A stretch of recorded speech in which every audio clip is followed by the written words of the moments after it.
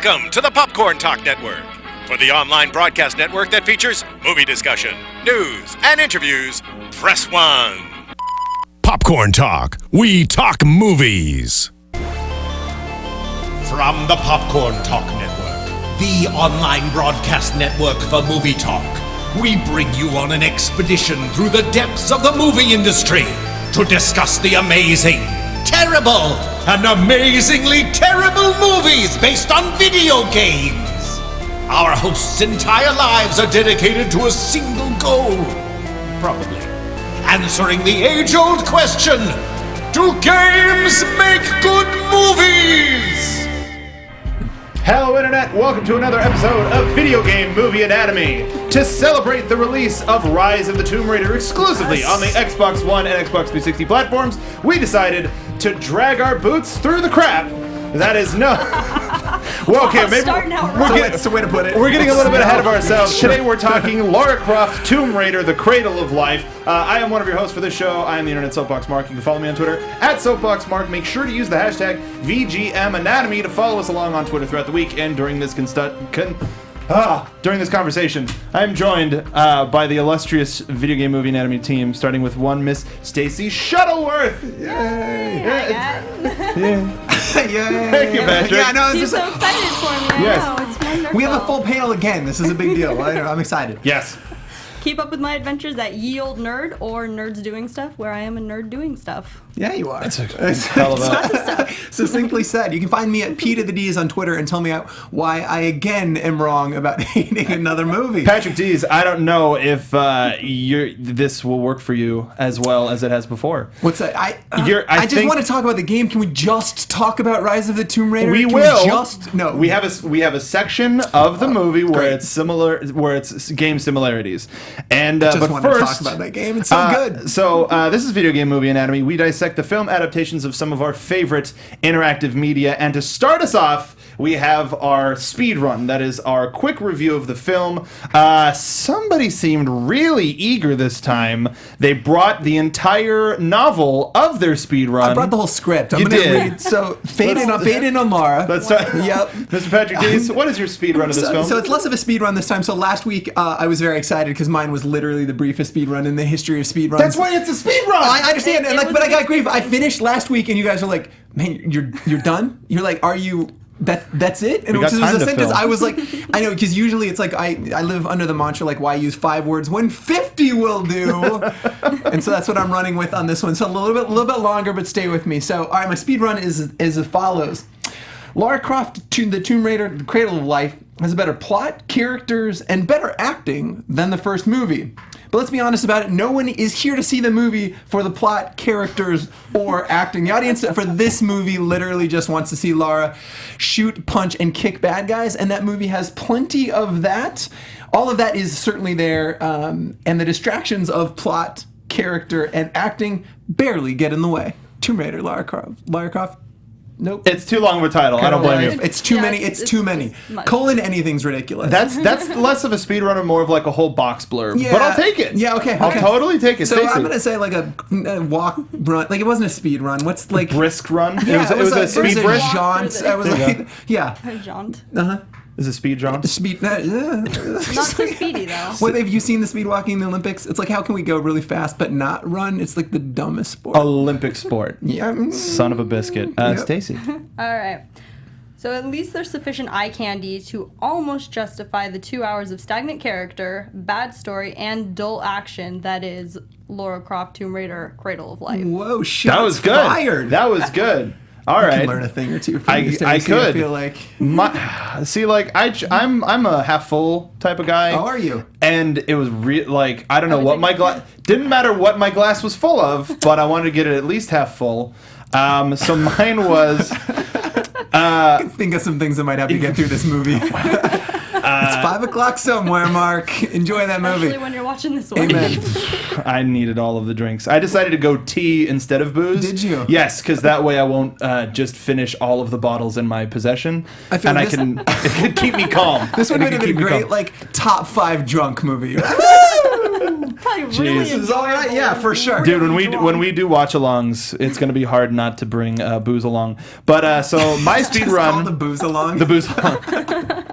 I'm in. Steven watching because that's what we're going to do. I'm on board. Okay, so Lara Croft Lara Croft Tomb Raider: The Cradle of Life shows why Angelina Jolie should be an action star, but also shows why video games should not be made into movies. Yeah, I think that's super fair. And Well, I have a reason, because I looked up. I was trying to find some extra stuff to show, like some videos or anything, but it was bad. Some of the in the first minute of a behind the scenes thing that I found for this movie, it was Angelina. This was a scene that Angelina wanted to do. She wanted to do something underwater. She wanted to ride on horseback. She wanted to. So a lot of this movie's like seemingly random action scenes are just because Right. Angelina Jolie wanted to do that. set pieces that she thought would be cool. Yeah. They fit them into the script and being over that. They even wrote dialogue around the like, why would I do anything the easy way? I don't know, because her rider depended on it. Like that's why she's in the movie. That's why she's an really executive interesting. producer. Yeah. So there's some of that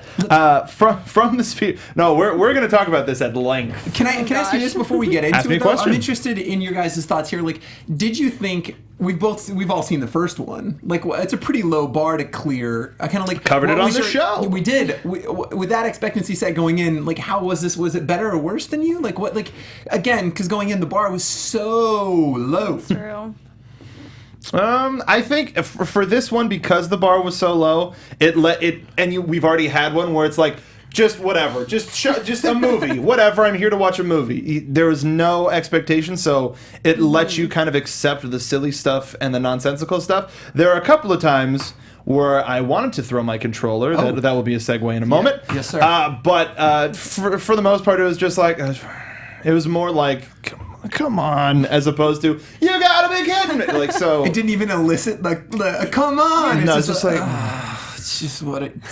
You're so resigned at this point to it being bad. You Dialogue. don't have high hope. They could have, honestly, most of the scenes, the actors could have just said dialogue, Cradle of Life. Alexander the Great. It would have had the same point. It would Yeah. have. But I'll say this, and then we can kind of get into controller toss moments. Let's do it. I really thought this movie was better in almost every way than the first one. I could agree with I that. think there was Okay. incremental progress. I mean, again, it's not saying it's good by any stretch of the imagination. Like, I'm a realist here, but I will say, like, literally, the chemistry was better between the leads. Like, the very little dialogue was a little bit better. The set pieces were like. Do you remember the first one? The scene that like should have been my controller moment like 14 times was the ridiculous scene when she's in that jump up thing and twirls. She's arguably And fighting like a everybody off. stationary. Yeah, she's a stationary target, and like at the very least, the set pieces in this one felt like. All right, so it's slightly hyperbolized and way over the top, but there was, I don't know, it just like in every conceivable way, this movie was better. They were real locations. It wasn't like this temple that we've never seen. For sure. It was Kenya. Yeah, totally. Right. It was Yep. China. Yep. So, like, you got to see actual locations Sure. and then fade into the fantastical, as opposed to, let's start with this weird multi-armed god with swords. No, that's for a movie like that, you got to fit into it. I agree. Okay. I agree. So controller toss moments. I'm going to start with you, Stacey. This is a moment when you're watching the film and you suddenly have "you've got to be kidding me" and you throw your controller across the room. Stacey. This happened wait. about every 5 minutes. I can't wait. I mean, the first one was when the earthquake occurs and just all of a sudden rocks are flying everywhere and the logo rises up, the title rises up from these rocks, and I was first just like, 5 are minutes of the you movie. kidding me? Interesting choice. No, that's a good the one. table well. Like, It this is really what I'm did. settling It in did. for. No. All right. I mean, it just kept going from there, but Sure. that definitely started it off. I can imagine just a movie theater on like opening weekend, and like the 20 people that are in there are looking up and they see that, and you just hear one guy go, "Well." I just hear a lot of heavy breaths and parents looking at their children like, "What did you bring me to?" Yeah, resigned parents, just like sad dad in the aisle going, This was a video game? What have I done with my life? I've got these two kids I really didn't want. I'm watching this terrible movie. Sorry. That got You're going dark. super Really deep. Got dark. dark. This Patrick. movie does that to me. What So was I think your my controller? controller toss moment would be arguably somebody's favorite moment. So I think it's the best / worst moment in the entire film, and I know you guys know what I'm building toward. It's punching the shark in the Can we face. get that That was my picture? Can because I got a one. picture. It's punching the shark in the face. Oh. So just to set this table, she's underwater, and they foreshadow this a little bit. God, that's a genius picture. It's a great Yes. It's the moment. Yes. Oh my God, that is perfect. Again, best/worst moment of this film. So they foreshadow that a little bit as they're going underwater. They're diving on the little bot. It's like, brrr, and they see the shark. My favorite is the audio cue that the shark growls at them from like 40 yards. And I'm like, wait a minute. I look around like I'm on The Office. Like I don't. Really, is this a thing? Sharks are growling now. So they definitely foreshadow that. And then she slits her wrist. As the temple's crumbling, she got shot in the leg, okay, and then she cut herself in the arm. So, I agree. No, so you're just too long ways. I wish she'd slit her wrist and just died. And I was gonna say you were projecting. I thought you were projecting. Dad in the audience in the aisle of the theater, sad dad. No, so she cuts her wrist and holds the cut.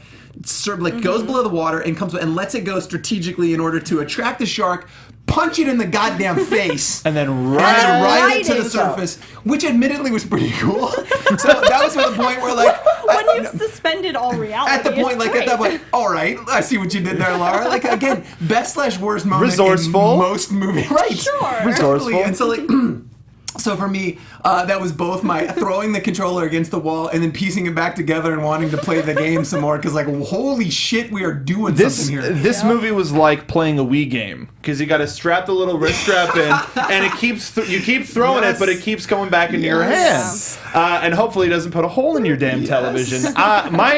That was my controller toss moment. I'm sure I didn't mean to take yours. The first appearance of the shark was just like, so this is the CGI budget. That's happening. Blown on ones. And that's another thing is they didn't waste too much money on the CG until we get to the Guardians of the Valley of Fear or whatever. Sure. Whatever. The last whatever. 10 minutes. Yeah. Where we decided that we were going full mythology, for no reason. And that's none of you get started about the mythology until we get into the breakdown because it's too much bullshit. But these things, it was in the script. It was like it's the Valley of Fear, so it's like you're gonna face your biggest fear. Nope, just monsters. Just monsters. They are my biggest fear, though. I mean, to be fair, that's terrifying. They weren't my biggest fear until I saw them, and then they jumped every other fear. It was like spiders, taxes, the DMV, and then those jerks. They become your biggest I was fear. very much an R-rated episode here.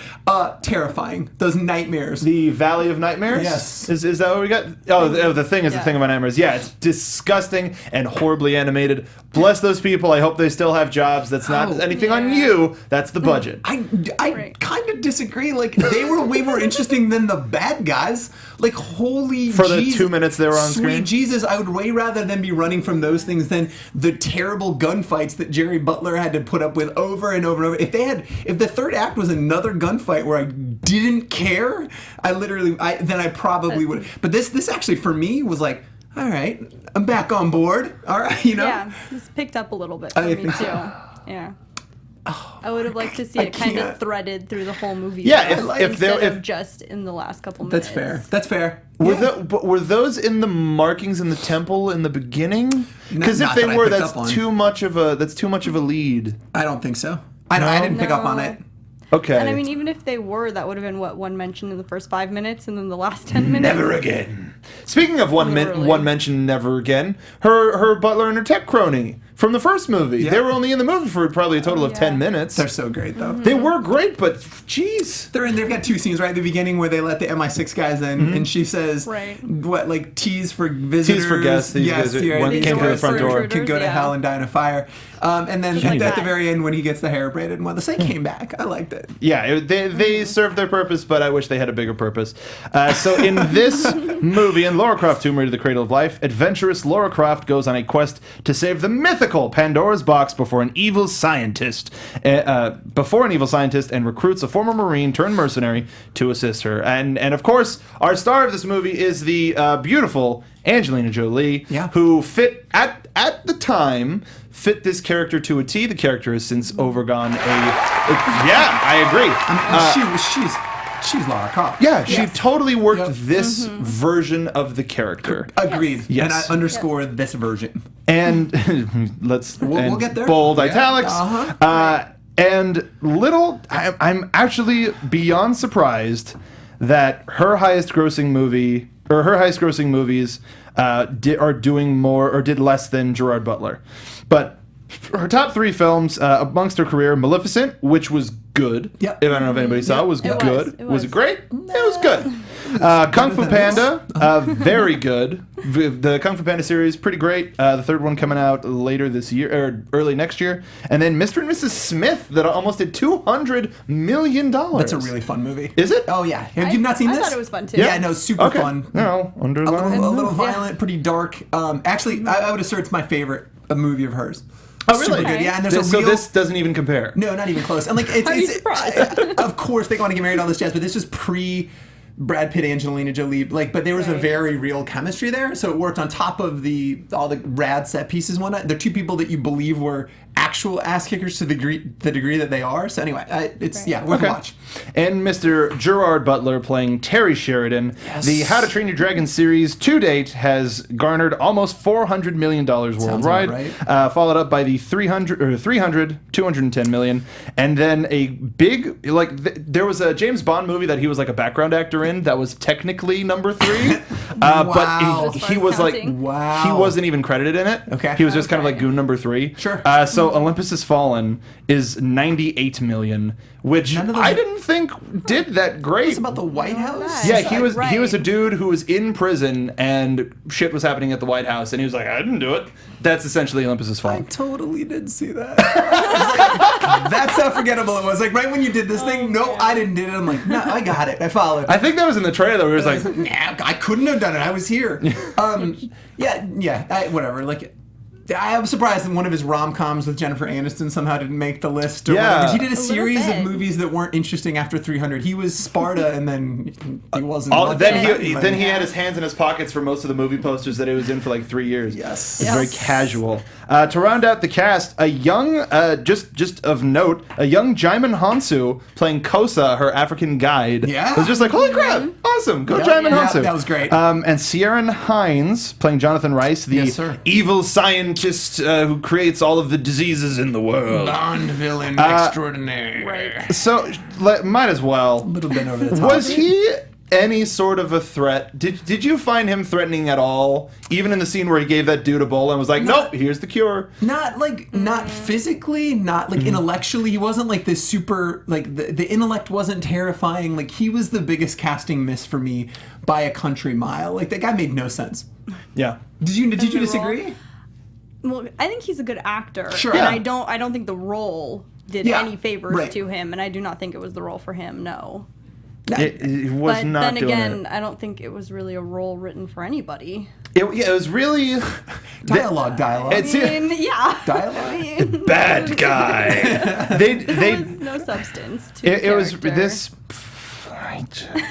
And I'm going to do it again. Start your counts at home.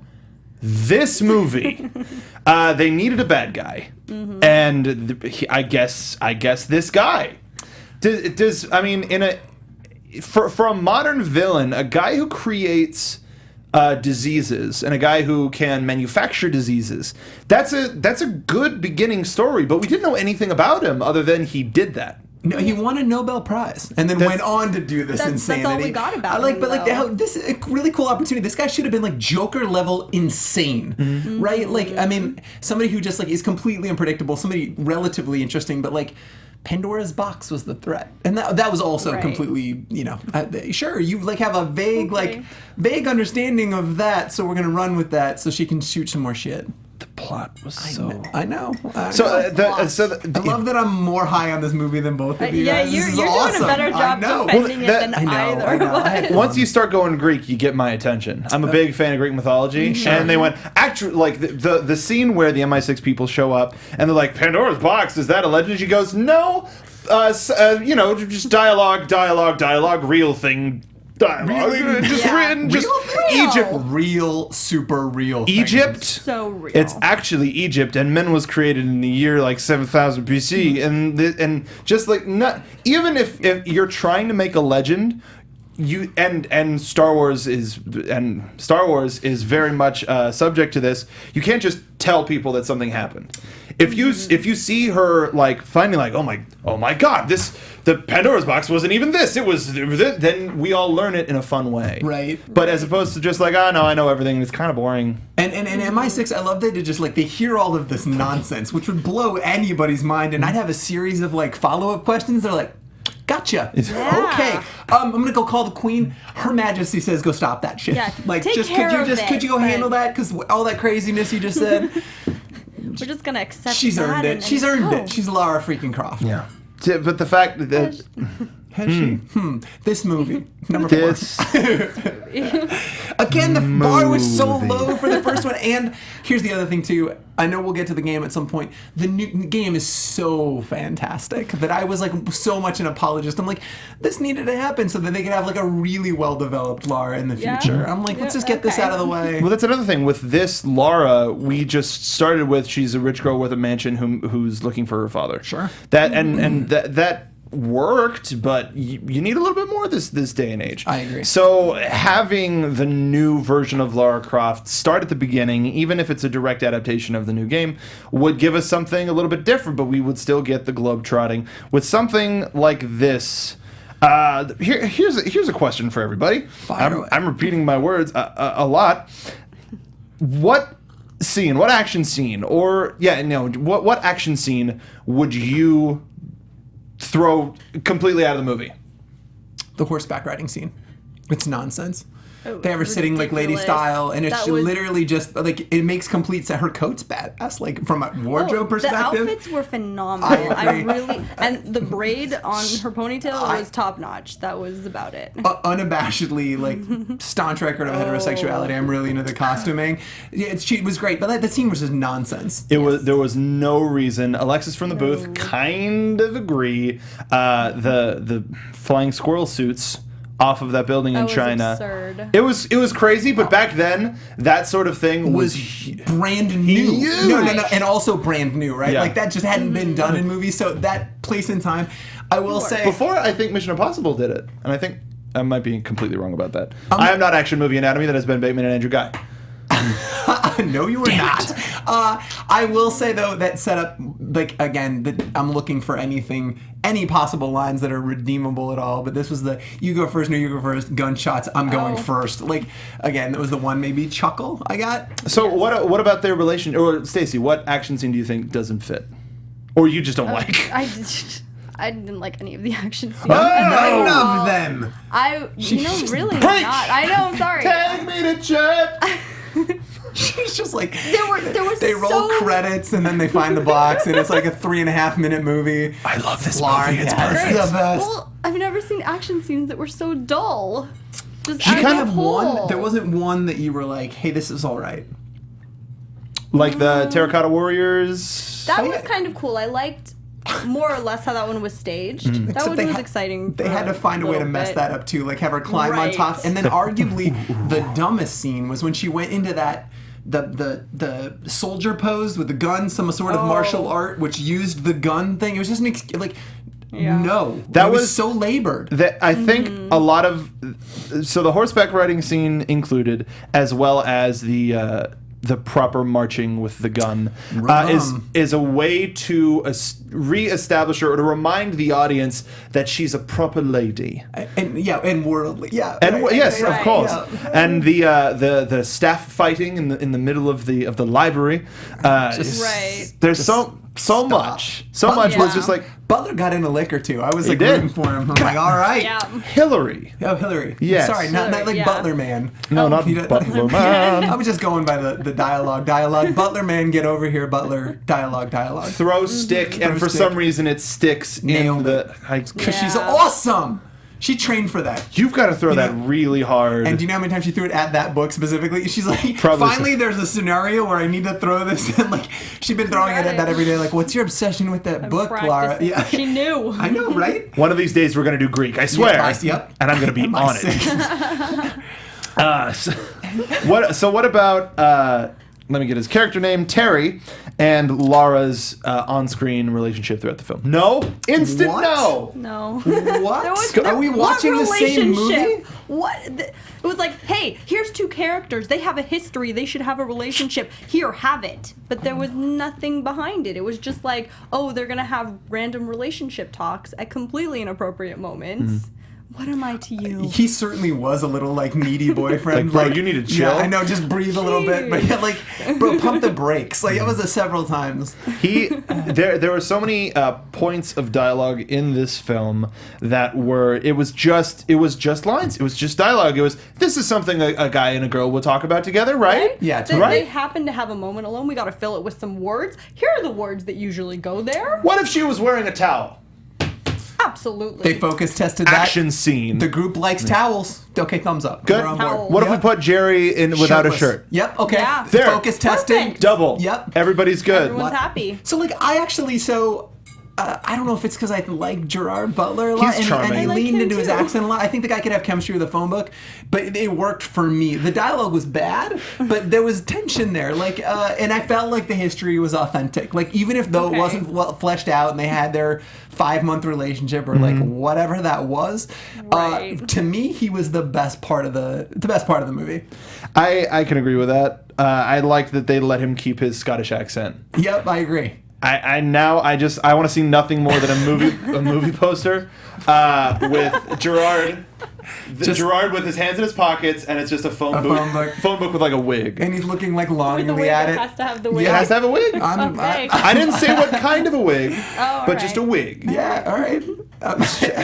Yep. I mean, Yep, I know. I'd watch that movie. And It would gross I would more than too. probody Olympus Has Fallen. probably 98 million. Yeah. Just out of curiosity Pretty well. alone. Yeah, for sure. And have a great life on VOD. Who directs it? everyone's going to want to. Darren Aronofsky. I would watch that movie all day. All day. I'm just Several times. dying inside. Okay, so What's that feeling? Death inside. oh, Got that's it. what Lovely it is. night. It's like somebody opened a Pandora's box in my soul, and I'm melting from the inside out. The gunplay. That wasn't a joke. Please help me. So Get me off this set right now, please. I started the show. I'll end it. If you're watching this. The gunfights. So you said that's a perfect. Anything that wasn't blinky. Did anybody notice anybody firing and not just like totally like? Use your Like they were guns? scared of the blank. It's like Yeah. once it goes out, like oh, it's something fired. Like I didn't see anybody who was confident with a gun. Jerry was in the helicopter Oh, scene okay. where they land the helicopter in the square and he's sniping down. It looks like he's the one guy that I felt a little like competent, but like some of the I don't remember the name of the gang that was in the mountains, but some of those goons that clearly never fired even like a prop The gun in their Shaylee? entire life. Yeah, just what are we doing? Yeah, I am with you. How did that happen? No, for sure. I can't. I know. I know. What the game, play the could we game. have? Yes, play Rise the game. of the Tomb Raider. Play any of the Tomb Raiders, but mostly play Rise of the Tomb Raider, which is out now in stores. That's it. No. So for a moment, let's go back and see if Shall anything we? could have been done with the director, Jan de Bont. Yep. I'm going to try to say that correctly. Jan de Bont for our American viewers out there. Sounds right. So he has quite a storied career. This man made his directorial debut with Speed Correct. in 1994. And what a debut. Awesome And what a movie. debut. That was the rated R. That was like the first rated R movie that I saw like as a kid, and I was just like, oh, they're saying bad words, and oh my god. He then did Twister in '96. Another one was just like at least a hit. Was a hit. Probably fiscally did better too, right? Like I think Twister did really well. I mean, when you got Helen Hunt, I know. I'm And, still. I got a Anthony thing for Rapp Helen in Hunt. there. I know. Can we just cast Helen Hunt? okay. Tomb Raider. I watched that like Done. aging Tomb Raider. Like she's retiring. She's ready to hang it up. She's got one last. Her and ordained Helen Mirren. Just I would watch that. So it's. I absolutely would. What are we doing? We would- Sorry. What are we doing? What is it? What's in your cup? Can I have some too? So from Speed and Twister, we went to he went back to Speed. He went back to Speed Diet Coke. for Speed 2 Cruise Control, just critical commercial failure. remember it. And then in 1999 he did The Haunting remake, which it did well commercially because horror movies usually do. But it was nominated for 5 Razzie Awards. I'm sorry, did you say 5? 5 Razzie Awards, and One is more considered time. 5? 5. Okay, thank you. We're just clarifying. 1, 2, 3, 4, Okay. 5. 5. Yep. Sorry, just making sure. That's a lot of Razzies. And it's widely considered to be one of the worst remakes ever made. So, and then we got him. So he was doing pretty good. He was flying high and he couldn't do much worse. And to be honest, depending on who wrote it, from a direction standpoint, I think like the shots were set up wonderfully and the action scenes were at least like kind of dynamic, but the bones weren't good to support this muscle, and it just kind of just fell. It was just bad. The idea of you instantly having no bones and just being a pile of flesh hosting a show, be like, welcome to Popcorn Talk. Yeah, I can get behind that. What are you gonna say? I mean, when we're dealing with a movie this good, it's hard to come back from it. We do have some of the. This is the opening weekend. Tough week. Poor movie. Tough opening weekend. It went up against Spy Kids 3D Game Over, which got number 1 with 33 million. Pirates of the Caribbean: Curse of the Black Pearl. The surprise hit couldn't even take down Spy Kids. That is a monster. I mean, neither Spy Kids. Bad Boys 2. And even just look at the rest of this top 10. So, Lara Croft, Tomb Raider, Cradle of Life came in number 4. Seabiscuit at number 5. League of Extraordinary Gentlemen, which was considered a terrible movie. Even that is still number 6. Terminator 3 at number 7. Finding Nemo, Johnny English, and Legally Blonde 2 to round out the top 10. That's a strong top 10. So, first, to be honest, cool. But with a budget of 95 million to only make 21 in your first weekend, not a good sign. Yeah, that's rough. I don't know how much of that went to Angelina, because the rest of it was not spent on CG, or like the action we've established here is subpar. I understand losing to Bad Boys too. It's Bad Boys and Pirates. I can Pirates. understand. Spy Kids was huge. Yeah. Yes. Not of our age group. We grew out of it, maybe. Didn't see it first weekend, I promise. No. 3 times you didn't see it? 3 times? No. Five Every day. times, 1 for every Razzie? 3 for 3D. Yeah. Oh, Yeah. 3 for 3D. But it was 5. 5. We're doing 5. I want a high five. Let's do it. All right. Sorry for everybody listening. This movie. It rattles you. This movie's really gotten under your skin in a big way. I've done a lot of these with you, and I don't know that I've had a movie throw you so much. It's been a long day. You find a silver lining, my friend, and I'm excited that this one is Gerard Butler's pecs. Big silver lining. Pretty awesome. staunch record of heterosexuality. I'm attracted to that man. Dude. Yep, I agree. Yes. Heterosexuality. I want to be the phone book. Is what I'm saying. See, now I'm gonna. The wig is gonna be your hair. Yes. Good, yeah. Yes. It makes it fine. Just want to make a phone book I mask. agree. We need to make this movie. Just don't rip them in half. I pay good money to see this animated. Can we get the listener to like animate this for us? That would. God. Yep. Don't rip him in half. Nope. Ooh. Yeah. Just realized what that meant. I Just shouldn't have went said a it. Yep. Anything huge plot wise that you guys want to talk about? No, because there's nothing worth talking Huge about. plot wise. Well, let's talk about the final scene. Let's talk about the confrontation. Thank you. Yeah, What plot? But yeah. get yourself your own one. So the climax of this film takes us to Africa, where the Cradle of Life is resting on the top of a mountain.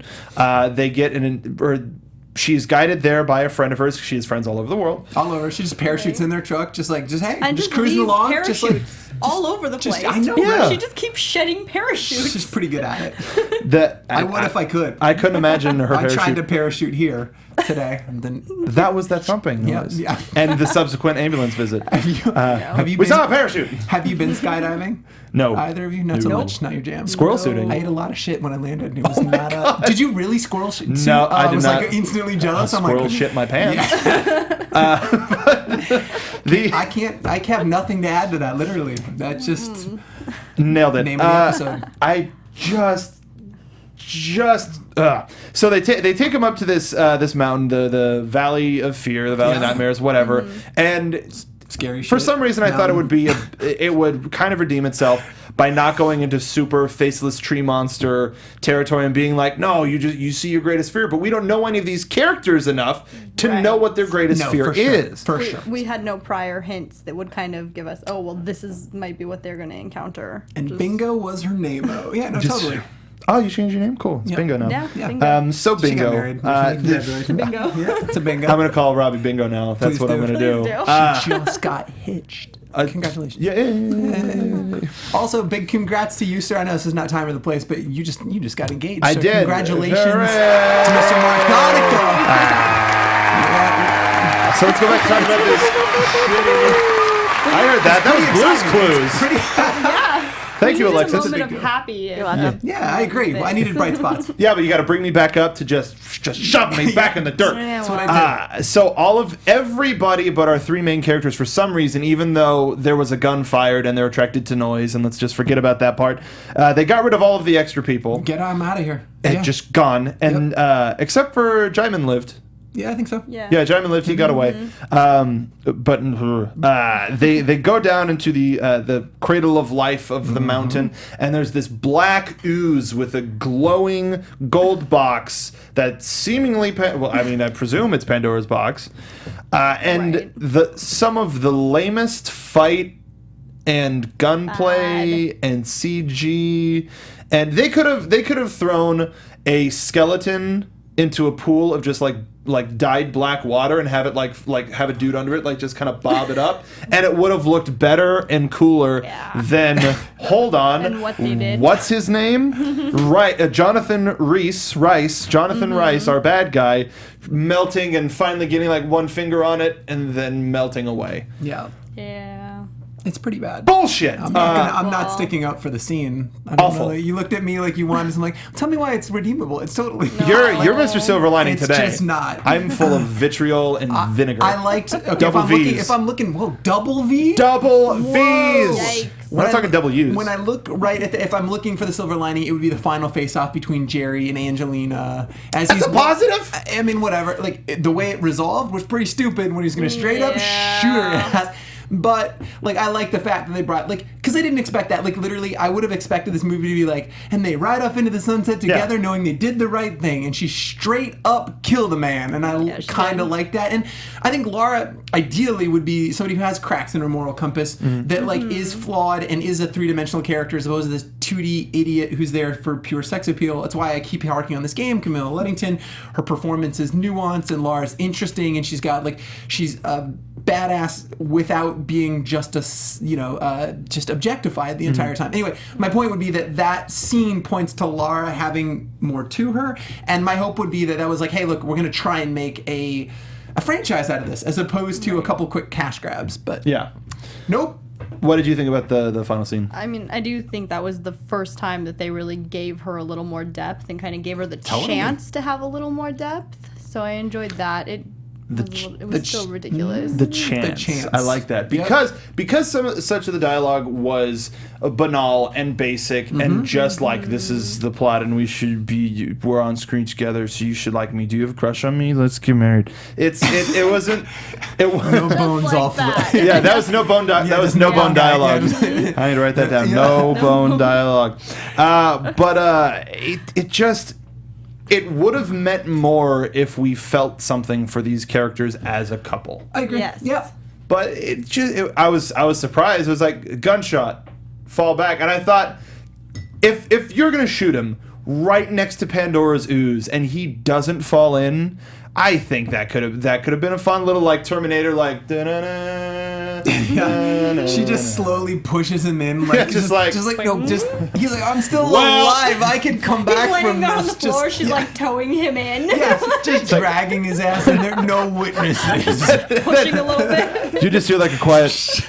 Nope, push him in. Out, get out. Let it happen. That's terrible. That is terrible. So let's talk about this movie compared to. Well, we'll start compared to the original games. This is pretty dead on. Yeah. You got a lot of different locations around the world. 100%. Hot woman with two guns. Correct. And man meat piece of the week. Yep. Cool. How would this compare to the new series? Well, the new series has story and character development. Wow. So, I mean, So this movie is better. There. You say? Yes. Yes, that's absolutely what I'm saying. Patrick, this is your section. This is the part that you want to talk about. You know, like whatever. I could go on for a long time about it. But like, here's the thing. So the reboot was 2 years ago, and then Rise of the Tomb Raider just came out. And like Rihanna Pratchett, if you're familiar with Terry Pratchett, the sci-fi fantasy author, like she lost her dad and kind of lived in the shadow of her father, like her whole life. And she's an author of her own right, and wrote this Tomb Raider reboot. And it's so, I mean, all of it drips with like authenticity. Here's a woman who's like well fleshed out. She's capable.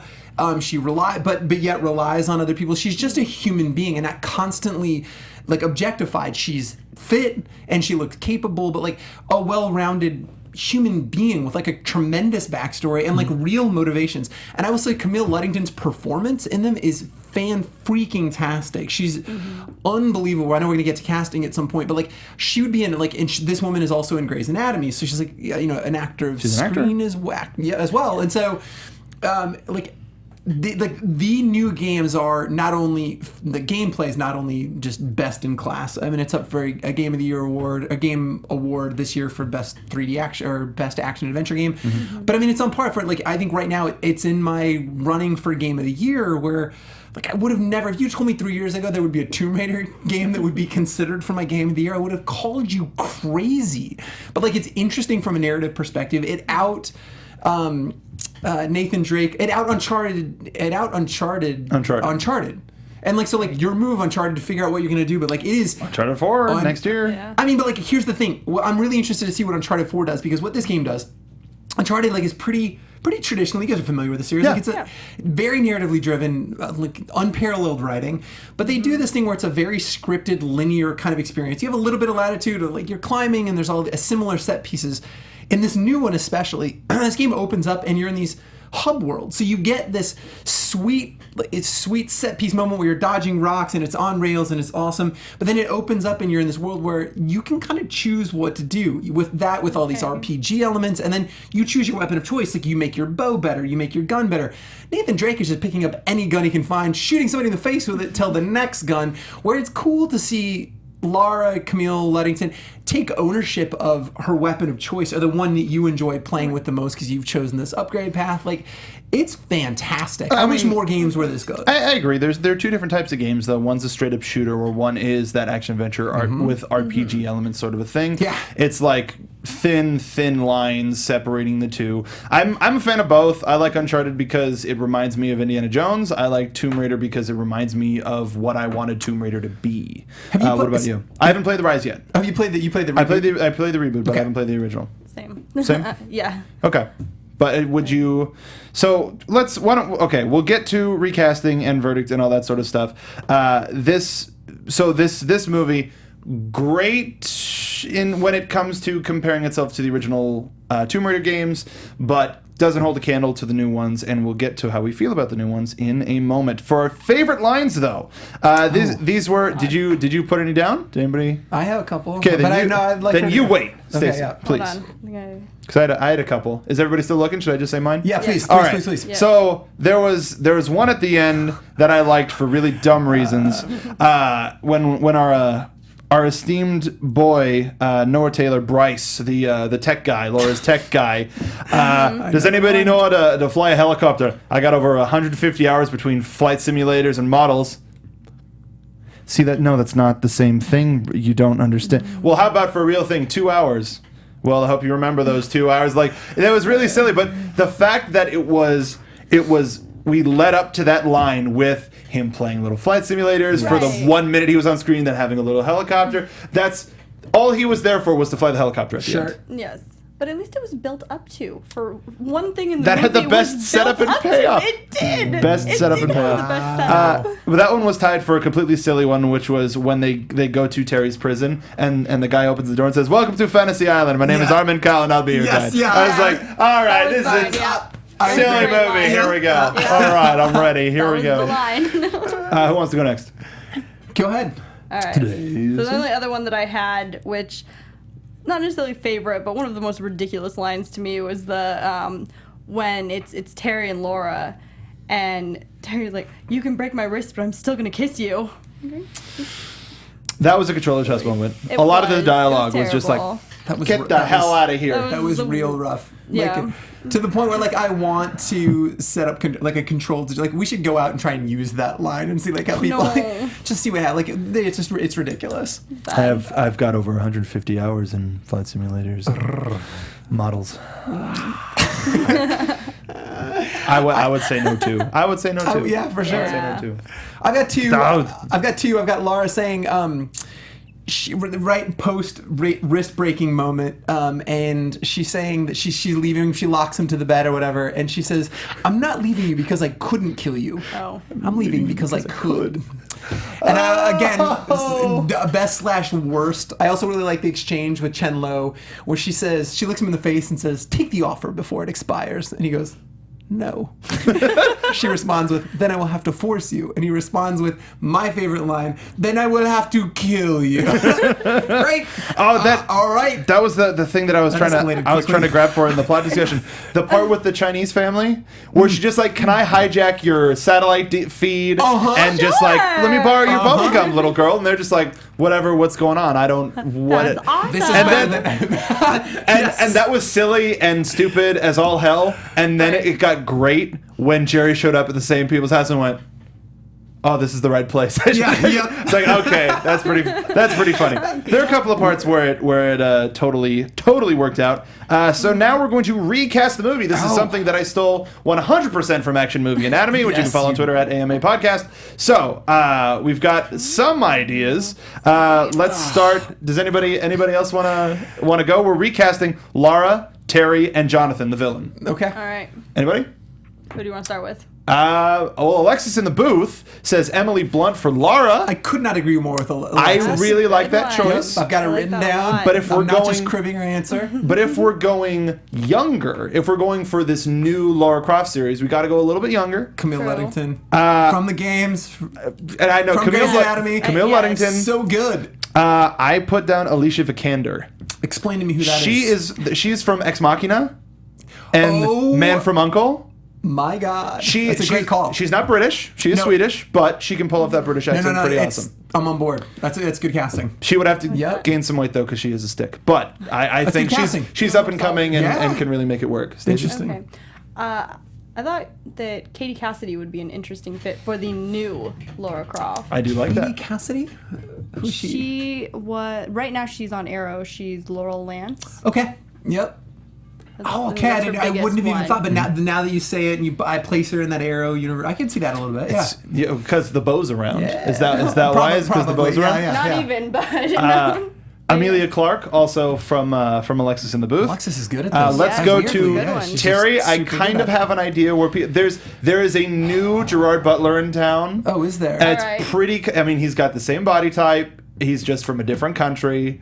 What is Tom Hardy? I almost chose Tom Hardy. I would also want him as my backup in the phone book movie. And You so need both of them. I really Chris Hemsworth? No. Liam Hemsworth? So I think also attractive men. I think for this role, again, he was my favorite part of this movie. I really want to see Oscar Isaac, also from Ex Machina. He's a charming son of a bitch. I like that a I feel lot. like he would have a great chemistry with people. I think he's one of the more talented guys on the planet. Mm-hmm. Oscar Isaac for me would be like the perfect casting man. I don't like that. Tom Hardy's not bad. Tom Hardy's mean- a good one. Did you see I Locke? like Thank you. So good.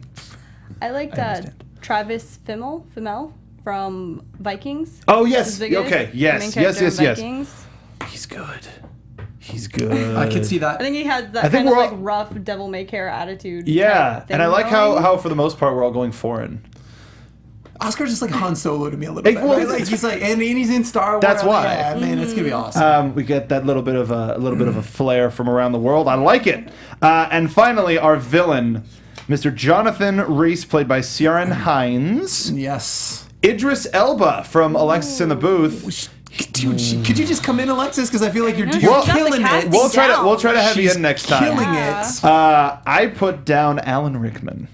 Oh God, arguably Okay. the best villain of all time. We're talking Hans Gruber. Hans Gruber. Hans Gruber. But ho, for- ho. Now I have a machine We'll gun. agree on that, Dude, that guy could be the villain in every movie. And I would be have tired of just given you Ebola. Here Jeez. is Well, the not cure. now. he won't be joining us for the rest of his life. This is Pandora's box. I'm on board. I will make it into the deadliest disease of all. I went a little bit younger, so I wanted charming but scary. So I think Jeffrey Dean Morgan. Oh yeah, the comedian from The Watchmen, recently cast on Walking Dead. That guy's a charming son of a bitch, and I kind of wanted that Joker crazy, and that guy does that well, but violent. I think he can play smart. Right. I don't know, you guys watching Fargo? You guys familiar? I'm not watching Fargo. Patrick Wilson. So be a younger, more buttoned-up suit-type scientist. Wilson. He's the main cop in that. He's also in Watchmen. He's Owlboy in Watchmen. He's Patrick but Wilson. imagine him in this movie, very buttoned up, suited-up scientist guy. So he's really charming. So he's more on the I'm going to scare you with my intellect than like just pure physical prowess. But he also, especially in Fargo, like he doesn't. When threatened with violence, he doesn't blink, right? Like, and so I don't know. I'm a big Patrick Wilson fan. Well, that gave me a whole new idea right now. Me too. Made me think of Andrew Scott. I like who him. Is Moriarty and Sherlock, and I think he has that kind of terrifying intellect God, could he just thing be going for him. Him and Alan Rickman in every movie. But that also gave me Hiddleston. I'm suffering Hiddleston fatigue right now. I can agree with that. I love get that guy. But also, I get Crimson that Peak too. was everywhere. It was everywhere. All of that advertising was just like, I don't care about the movie. I just want the ads to stop. I just want Moriarty now. That's all Yeah. Can he play Lara That was too? awesome. No, I want we- Laura. Let's just Can we just have this whole thing. Fine, let's Done. redo it. Benedict is Lara. Yes. Martin is Terry. Oh, jeez. Let's just rolling recast there, the all whole right. thing. Dame Judi Dench is the villain because Wow. I want more Dame Judi Dench. Beautiful. Can we just have Beautiful. the new next year's Christmas special be a Lara Croft thing? Yes. Where he's like I wearing the hope short so. shorts and I'm like on board. the cami. I'm on board. Yes. Super down. I'm super- Final. He looks a little bit like Yeah! he's a little bit like Borat, just like running around. Yes. Oh gosh. I want to watch movie. this. Bless- These are free ideas, Hollywood. Free. This is free. No, we're keeping Jerry in the phone book. We're All right, keeping that. Okay. That's ours. That's If yours. you're watching Yeah. this, please animate this. PTN I would TM. pay big money to see this. Final thoughts about Lara Croft Tomb Raider: The Cradle of Life. I'm excited with the direction that they're going with obviously the games, and I'm excited about the remake, the guy that was tied to the Huntsman 2000, whatever. Snow White and the Huntsman. Yep. So I'm hoping, I've got high hopes, right? I think because there's a lot of potential there. It's a rich kind of backstory, a lot to draw from, and if we can recontextualize it and have her be awesome and a three-dimensional, well-fleshed-out human being, I'm super on board. Yes. Yep. In a Stacey. completely different way. I had so many problems with this movie as far as like how they used mythology and ignored it when they wanted to, but then brought it back in. That was probably the biggest thing. Overall, the acting was not terrible, but everything around it was. So it was still subpar. This movie, like, there. Keep your counts at home. There's gonna be a supercut one day of all the times where I say this movie. Dubs. I would love it. Boom. I would love it. Perfect. I don't. This movie, for most video game movies that we do, I'm like, if it was on TNT on a Sunday, I'd watch it. I know you do. I would not watch No, this fair movie enough. on TNT on a Sunday. It's not even Play a the game. They got bad movies. Yeah, I would just play. Like time waster. No, I wouldn't even watch the riff tracks of this, and they're damn entertaining. The writers are fantastic. Just play the game. Play Rise. Tomb Raider, and even just the original Tomb Raider, you could probably get for $20 at GameStop if you haven't played it, and then you get Rise of the Tomb Raider. You are set. Fine. Our final thing, really quick: game over or extra life for the Tomb Raider franchise. Stacey.